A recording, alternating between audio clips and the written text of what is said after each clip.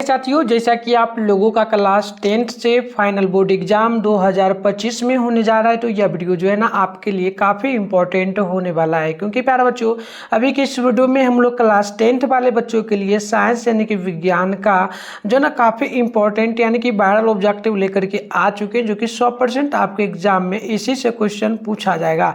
तो चलिए बिना देरी करते हम लोग आगे बढ़ते हैं। देखिएगा, यदि प्रथम पाली में आपका एग्जाम पड़ेगा तो विषय कोड 112 रहेगा, सेकेंड पाली में पूछेगा तो 212 रहने वाला है। सेट कोड वगैरह कुछ भी मिले कोई दिक्कत नहीं है, आपको जो ना इसी टाइप से रहना है। चलिए याद कर लीजिएगा सारे क्वेश्चन को। देखिए टोटल 80 क्वेश्चन मिलता है, जिसमें से आपको 40 ऑब्जेक्टिव भी बनाना है। तो अभी मैं 40 ऑब्जेक्टिव का आंसर की बताऊंगा। 2 घंटा 45 मिनट का टाइम मिलेगा, 80 नंबर का एग्जाम होगा।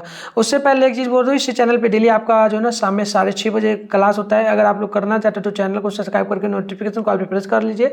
इसके अलावा आप लोग इस नंबर पर मैसेज करके व्हाट्सएप ग्रुप जरूर ज्वाइन कर लीजिए। 98 355 16 710 पर आपको अपना नेम जिला का नेम क्लास 10th लिख के भेजना, ताकि हम आपको ग्रुप में भी जो है ना ऐड कर देंगे। तो चलिए स्टार्ट करते हैं। तो चलिए प्यारे बच्चों, यहाँ से स्टार्ट करते हैं। सबसे पहला नंबर क्वेश्चन है, आप लोग कमेंट बॉक्स में इन सारे क्वेश्चन का उत्तर भी बताते।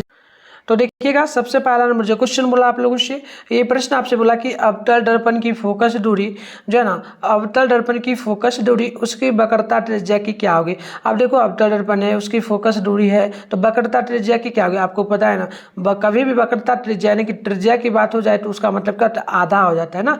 जैसे कि 1 है तो उसका आधा कर दिया जाएगा, तो आधी होगी। पहला का ऑप्शन नंबर बी आप लोग जो है याद रखिएगा। चलिए आगे बढ़ेंगे। तो नेक्स्ट क्वेश्चन हमारा हो जाता है 2 नंबर क्वेश्चन हमसे यहाँ पर क्या पूछा, ध्यानपूर्वक देखिएगा।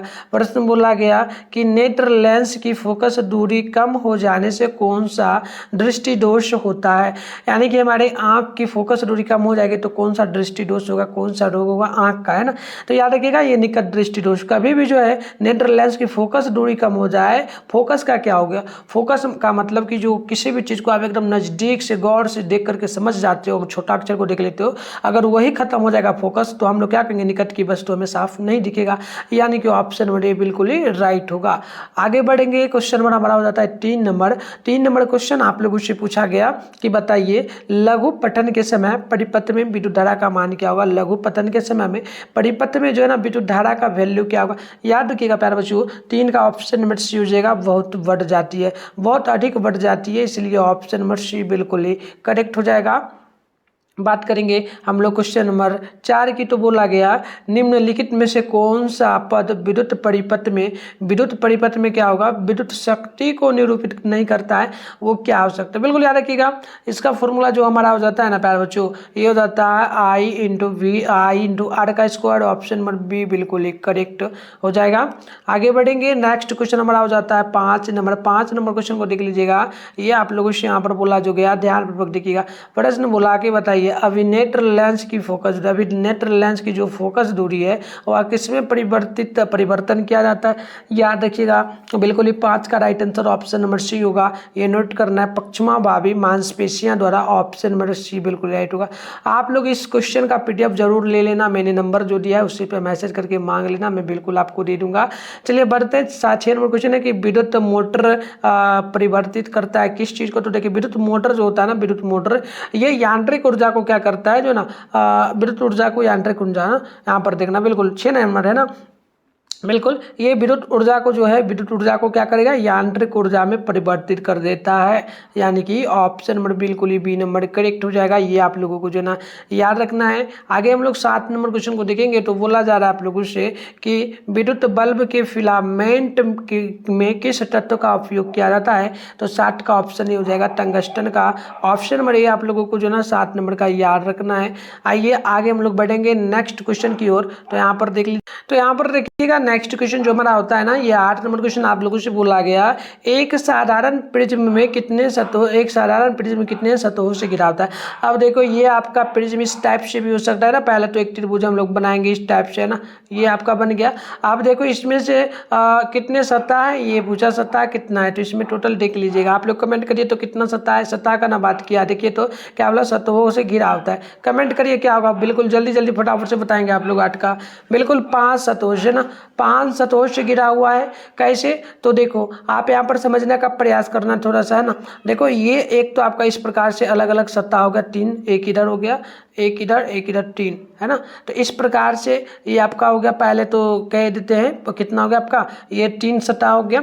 इसके अलावा 2 सतह अंदर में भी आपका हो जाता है ना, 2 सतह इसके अंदर में भी घूम जाता है इस प्रकार से। चलिए आगे हम लोग बढ़ते हैं नेक्स्ट क्वेश्चन की ओर। तो आपका जो क्वेश्चन नंबर 9 हो जाता है, ये बोला प्रतिबिंब का आकार वस्तु के बराबर किस दर्पण में होगा। आप देखो जितना बड़ा ये प्रतिबिंब है इतना बड़ा ही क्या होगा, इतना बड़ा ही मतलब कि वस्तु है इतना बड़ा ही प्रतिबिंब भी बनेगा। तो ये किस दर्पण में बनता है? तो आपको पता आपके घर में किस प्रकार का दर्पण होता है, फटाफट से मेरे को बताना।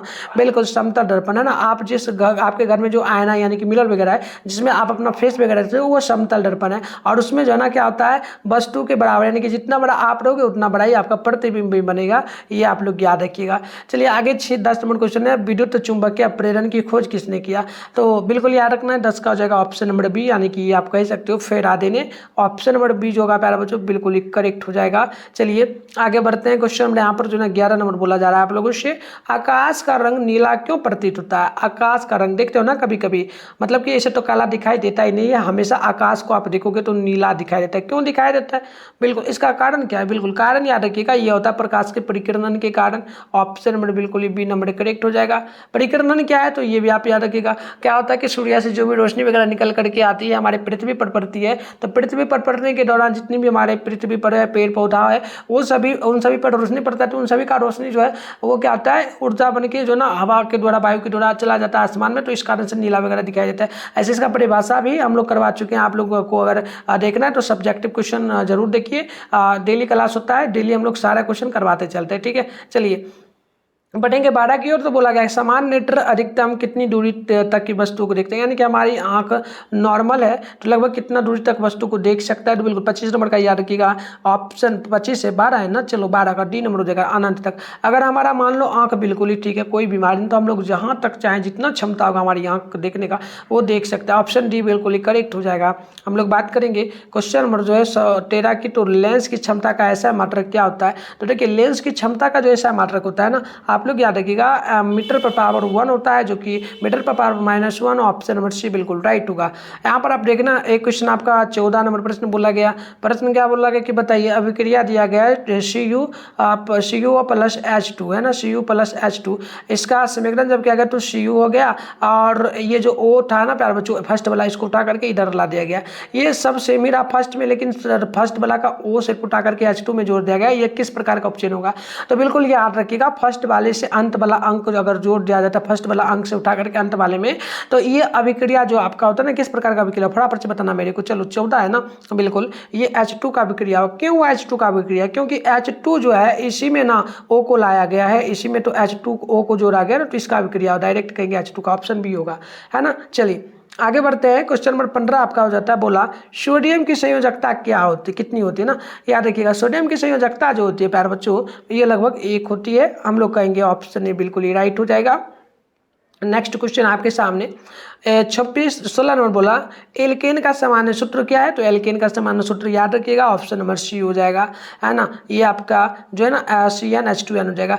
एक सेकेंड में एल्केन एल्कीन एल्काइन 3 फॉर्मूला होता है, ठीक है। मैं एल्केन आपका लिख दे रहा हूँ यहाँ पर, बिल्कुल एल्केन ए द्वारा दे रहा हूँ, और एल्केन एल्काइन, एल्केन एल्कीन है ना, एल्कीन AL दे ले रहा हूँ, ठीक है। और मतलब एल्केन को हम लोग शॉर्ट में A लिखे हैं, ठीक है, और एल्कीन को हम लोग AI लिखे हैं, और एल्काइन को हम लोग ALL लिख दिए, ठीक है। अब चलो एल्केन का जो सूत्र होता है ना फॉर्मूला के अकॉर्डिंग होता है सता के हटा के घटा के, है ना।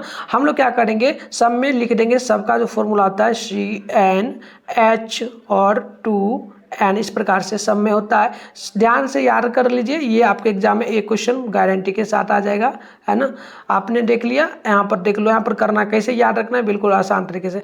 देखो alkane alkene alkyne, alkane alkene alkyne होता है। अब इसमें क्या होगा, पहला में सटा के यानी कि इसमें 2 आपको जोड़ देना है, 2 हमने जोड़ दिया तो ये आपका एल्केन का सूत्र बन गया जो किसका था। अब देखो इसमें से सटा के हटा के, यानी कि इसमें से कुछ करना ही नहीं है, जैसे है वैसे ही इसको छोड़ देना है। तो ये एल्केन एल्कीन का सूत्र क्या हो जाएगा, एल्केन एल्कीन एल्कीन का सूत्र हो जाएगा CnH2n, और एल्काइन में क्या करना है, घटाना है, सटा के इसमें घटा देना, इसमें 2 घटा दो, तो ये आपका हो जाएगा एल्काइन का सूत्र CnH2n-2। तो इस प्रकार से याद रखिएगा। अगर आपको याद हो गया होगा तो मेरे को कमेंट बॉक्स में बताना, क्या ट्रिक वगैरह से भी आपको याद करना है बहुत सारे क्वेश्चन का, तो बहुत सारा क्वेश्चन तो ट्रिक से याद दिलवा देंगे, ठीक है। चलिए बढ़ते आगे। 17 नंबर क्वेश्चन है, उदासीन विलयन का pH मान क्या होता है ना, तो याद रखना है प्यारे बच्चों, 17 का बिल्कुल ही करेक्ट आंसर जो होगा ऑप्शन आपको जो है सी नंबर नोट कर लेना है, ये 7 के बराबर होगा, ऑप्शन सी बिल्कुल ही राइट होगा। बात करेंगे 18 नंबर क्वेश्चन का, आवर्त सारणी में कितने वर्ग होते हैं ना, बिल्कुल 18 का याद रखिएगा, ऑप्शन डी हो जाएगा, 18 वर्ग होगा, ऑप्शन नंबर डी बिल्कुल ही राइट होगा। आगे बढ़ेंगे तो नेक्स्ट क्वेश्चन हो जाता है 19 नंबर, बोला कि कौन सा अधातु विद्युत का सुचालक होता है, बिल्कुल 19 का याद रखिएगा, बी नंबर का ग्रेफाइट, ऑप्शन नंबर बी जो है बिल्कुल ही राइट हो जाएगा। नेक्स्ट क्वेश्चन की बात करेंगे तो क्वेश्चन नंबर 20 बोला जा रहा है आप लोगों से, कार्बन क्या है प्यारे बच्चों, तो कार्बन जो है ना याद रखिएगा, कार्बन ये एक प्रकार का अधातु है, ऑप्शन नंबर हम लोग कहेंगे बी जो है बिल्कुल ही राइट हो जाएगा। नेक्स्ट क्वेश्चन की बात करेंगे तो 21 नंबर क्वेश्चन आप लोगों से पूछा गया, ये बोला गया निम्न में कौन दुर्बल अम्ल है, तो दुर्बल अम्ल कौन होगा, फटाफट से बता दो आप लोग, बिल्कुल CH3COOH ये दुर्बल अम्ल है, ऑप्शन डी बिल्कुल ही आप लोग याद रखिएगा। बात कर ले क्वेश्चन नंबर 22 की, तो 22 नंबर है पोटेशियम, यानी कि पोटेशियम को दर्शाया जाता है के द्वारा सूचित किया जाता है, तो यानी कि पोटेशियम की परमाणु संख्या क्या है प्यारे बच्चों, याद रखिएगा, पोटेशियम की परमाणु संख्या जो होगी ये आप याद रखिएगा हमेशा, ये 19 होती है, ऑप्शन नंबर ए बिल्कुल ही राइट हो जाएगा 22 नंबर क्वेश्चन का। नेक्स्ट क्वेश्चन की अगर हम लोग बात कर लेंगे तो 23 नंबर क्वेश्चन आप लोगों से बोला गया, निम्न में से कौन मुख्यतः बायोगैस है, बायोगैस कौन होगा इसमें से, फटाफट से बताइए, बायोगैस का क्या फॉर्मूला है इसमें से, बिल्कुल आप नोट करेंगे CH4 जो है बायोगैस का फॉर्मूला हो जाएगा, ऑप्शन नंबर बिल्कुल ही बी नंबर आपको नोट कर लेना होगा। आगे हम लोग बात करेंगे 24 नंबर क्वेश्चन की, तो 24 नंबर क्वेश्चन आप लोगों से पूछा गया कि बताइए साधारण नमक का रासायनिक सूत्र क्या है ना, कि डायरेक्ट साधारण नमक जो है इसका रासायनिक सूत्र बताना है नमक का, है ना, नमक का जो रासायनिक सूत्र होगा प्यारे बच्चों याद कर लेना NaCl होगा साधारण नमक का सूत्र, ऑप्शन नंबर बी बिल्कुल ही आप लोगों को जो है याद रखना है। 24 नंबर क्वेश्चन का बात करेंगे 25 नंबर क्वेश्चन की, तो ये आप लोगों से बोला गया किसी अभिक्रिया में भाग लेने वाले पदार्थ क्या कहलाते हैं, तो 25 का ऑप्शन नंबर जो है ना सी नंबर बिल्कुल ही करेक्ट होगा, नोट कर लेना है, अभिकारक, ऑप्शन नंबर सी जो है बिल्कुल ही आपका राइट हो जाएगा।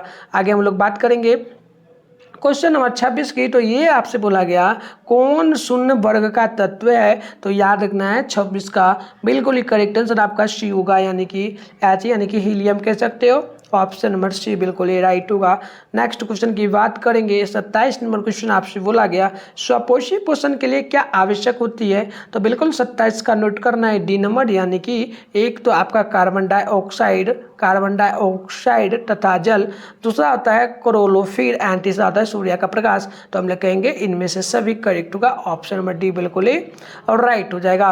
बात करेंगे क्वेश्चन नंबर 28 की, तो 28 नंबर आपसे बोला गया कि बताइए इनमें से कौन प्रकाश संश्लेषी अंगक है, तो बिल्कुल याद रखना है 28 का ऑप्शन नंबर जो है ना सी नंबर हो जाएगा, यानी कि हम लोग कहेंगे पत्ती, ऑप्शन नंबर सी जो है बिल्कुल ही राइट हो जाएगा। प्यारे बच्चों आगे बढ़ते हैं नेक्स्ट क्वेश्चन की ओर, देख लीजिएगा। नेक्स्ट क्वेश्चन हमारा हो जाता है 29 नंबर, मनुष्य के शरीर की सबसे बड़ी ग्रंथि कौन है, मनुष्य के शरीर की सबसे बड़ी ग्रंथि कौन सी हो सकती है, तो बिल्कुल याद रखिएगा 29 का ऑप्शन नंबर ये हो जाएगा, यानी कि यकृत हो जाएगा, ऑप्शन नंबर यकृत का मतलब क्या होता है, लीवर होता है, लीवर होगा, ऑप्शन नंबर ये आप लोगों को याद रखना है। बढ़ते हैं आगे 30 नंबर क्वेश्चन की ओर। 30 नंबर क्वेश्चन आप लोगों से पूछा गया कि बताइए पादप में जाइलम के लिए उत्तरदायी कौन होगा, बिल्कुल याद रखिएगा 30 का ऑप्शन नंबर ये होगा, यानी कि जल के वहन के लिए, जल के निकलने के लिए, है ना, ऑप्शन नंबर क्या हो जाएगा ए नंबर बिल्कुल ही करेक्ट होगा। आगे हम लोग बढ़ेंगे तो नेक्स्ट क्वेश्चन हमारा हो जाता है 31 नंबर। 31 नंबर बोला जा रहा है आप लोगों से बताइए एक कोशिकीय शैवालों में जल का परिवहन होता है किसके द्वारा, तो 31 नंबर का याद रखिएगा विसरण के द्वारा, ऑप्शन नंबर सी बिल्कुल ही राइट होगा। बात करेंगे हम लोग 32 नंबर क्वेश्चन की, तो ये आपसे बोला मछली के हृदय में कोष्ठों की संख्या कितनी होती है, फटाफट से ये आपको बताना है, तो बिल्कुल 32 का ऑप्शन नंबर ए आपको याद रखना है, यानी कि 2 ऑप्शन नंबर ए आप लोगों को याद कर लेना है। चलिए आगे हम लोग बढ़ेंगे आगे बढ़ेंगे तो 33 नंबर क्वेश्चन हमारा हो जाता है, ये बोला निम्नलिखित में से कौन एमिनो अम्ल के विखंडन से बनता है। तो एमिनो अम्ल के विखंडन से जो बनता है ना, आपको याद रखना ये हमारा हो जाता है क्या क्या, तो एक होता है CO, दूसरा होता है NH3, है ना। तो हम लोग कहेंगे ऑप्शन डी होगा सही, क्योंकि इसमें बी ऑप्शन सी ऑप्शन दोनों दिया, तो डी नंबर बिल्कुल ही करेक्ट होगा। बात कर लेते हैं 34 नंबर क्वेश्चन की। तो बोला ऑक्सीजन इनमें से क्या है प्यार बच्चों, तो 34 का right answer option A note कर लेना, एक हार्मोन होगा, यानी कि हम लोग कहेंगे ऑप्शन नंबर ए बिल्कुल ही करेक्ट होगा। बात कर लेते हैं क्वेश्चन नंबर 35 की। तो ये आपसे बोला जा रहा है एक नर हार्मोन इनमें से क्या हो सकती है। तो 35 का डी नोट कर लेना, जो ना टेस्टोस्टेरोन, यानी ऑप्शन नंबर डी बिल्कुल ही राइट होगा। हम लोग बात करेंगे 36 नंबर क्वेश्चन की। तो बोला गया इनमें कौन अलैंगिक जनन की विधि है। तो अलैंगिक जनन की विधि जो इनमें से होगा ना, याद रखिएगा 36 का ऑप्शन नंबर आपका हो जाएगा डी नंबर, एक आपका विखंडन हो जाएगा, दूसरा मुकुलन होगा, तीसरा द्विखंडन होगा। तो हम लोग कहेंगे इनमें से सभी आपका अलैंगिक जनन है ना, ऑप्शन नंबर डी बिल्कुल ही राइट होगा। आगे बढ़ेंगे, नेक्स्ट क्वेश्चन हमारा हो जाता है 37 नंबर, बोला परागकोश में क्या होता है प्यारे बच्चों। तो देखिए परागकोश, यहाँ पर देखिए परागकोश से क्या कह सकते हो, परागकण भी बन सकता है ना। तो कहेंगे परागकोश में जो होता है ना वो परागकण होता है, परागकण, यानी ऑप्शन में डी बिल्कुल राइट होगा। परागकोश शब्द से याद रखना परागकण, यही सेम क्वेश्चन आपके एग्जाम में आएगा, तो टिक लगा लेना प्यारे बच्चों। 37 का डी नंबर है ना। चलिए 38 नंबर को देख लेते हैं। ये बोला अनुवांशिक गुणों का संदेश जो है ना होता क्या है, बिल्कुल याद रखिएगा। 38 का हो जाएगा ऑप्शन नंबर ए, यानी कि DNA अणुओं में, कह सकते हो DNA अणुओं में, ऑप्शन नंबर ए बिल्कुल ही आप लोगों का राइट होगा। नेक्स्ट क्वेश्चन की बात कर ले तो 39 नंबर क्वेश्चन यहाँ पर पूछा गया, ये आप लोगों से बोला जिस वैज्ञानिक को अनुवांशिकी का पिता कहा जाता है उनका नाम क्या है। तो उनका नाम है गरेगर जॉर्ज मेंडल, और मेंडल ने ही मटर के पौधे पर जो ना उन्होंने प्रयोग किया था, है ना। तो ये भी पॉइंट याद रखिएगा, ऑप्शन नंबर बी होगा 39 नंबर क्वेश्चन का, ये आप लोग ध्यान रखिएगा प्यारे बच्चों।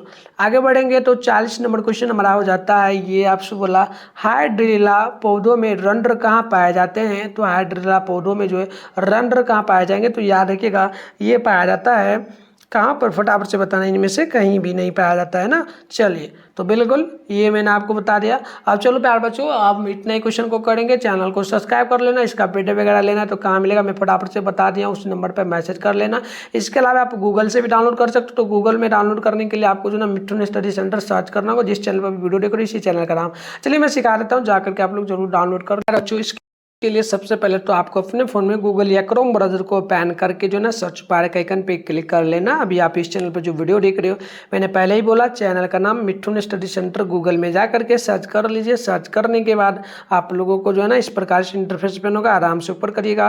फर्स्ट में आपके सामने जो है मिठुन स्टडी सेंटर का ऑफिशियल वेबसाइट मिल जाएगा, इसी पर आपको क्लिक करना है। क्लिक करने के बाद आपके सामने इस प्रकार से इंटरफेस ओपन होगा, आपको आराम से स्क्रॉल डाउन करना है। यहाँ पर देख सकते हो क्लास 10 का सेशन लिखा हुआ मिलेगा, क्लास 10, इस पर भी क्लिक करके आप लोग डाउनलोड कर सकते हो। इसके अलावा आप लोग थोड़ा सा नीचे आओगे तो आपको जो है ना यहाँ पर क्लास 10 का सेशन मिलेगा। इसमें जो है देख सकते हो क्लास 10 का सेशन, इसमें मंथली एग्जाम का पेपर आपको एक मंथ मिलता है और कुछ ही दिनों में यहाँ पर अपडेट कर दिया जाएगा।